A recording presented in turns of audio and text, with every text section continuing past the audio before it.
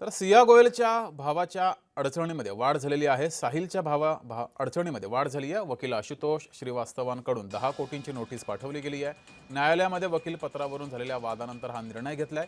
वडगाव मावळ न्यायालयातील सुनावणी दरम्यान सिया गोयलनं माझे वकील आशुतोष श्रीवास्तव नसून विपुल दुशिंग आहेत असं सांगितल्याची माहिती साहिलनं दिल्यानंतर हा वाद पेटला। अधिक माहिती घेऊया, आपले प्रतिनिधी आदित्य भवर आपल्या सोबत जोडलेले आहेत। आदित्य, या संपूर्ण प्रकरणी वेगवेगळी माहिती समोर येते, आत्ताची नेमकी अपडेट काय आहे? काय या संदर्भात माहिती समोर आली आहे? नक्कीच जर पाहायला गेलं तर यापूर्वी गोयल कुटुंबियांनी दावा केला होता की चेतन चौधरीबद्दल आम्हाला कोणालाही माहिती नाही आहे, परंतु जो साहिल आहे सियाचा भाऊ, तो चेतनचा मित्र असल्याचं माहिती समोर आली होती।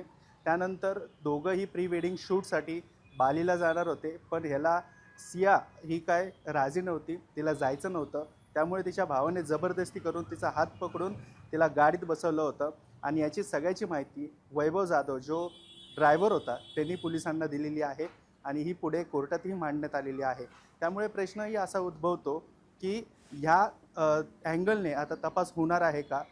सिया साहिल गोयल याचा देखील आता पोलीस वेगळ्या अँगलने तपास करतील का, हे देखील पाहणं महत्त्वाचं असणार आहे। दुसरी गोष्ट म्हणजे वकीलपत्रावरनं झालेला वाद हा आपण सगळ्यांनी पाहिलेला आहे। साहिलने आधी आशुतोष श्रीवास्तव याला हायर केलं होतं असा दावा त्यांनी केला होता, परंतु कोर्टामध्ये त्यांनी विपुल दुशिंग आपले वकील असल्याचं म्हटल्यानंतर आशुतोष श्रीवास्तव यांनी त्यांना 10 कोटीची नोटीस दिलेली आहे। त्यामुळे त्यांच्या अडचणीमध्ये ठीक आहे। गोयल कुटुंबियांच्या अडचणीमध्ये वाढ होताना आपल्याला पाहायला मिळत आहे।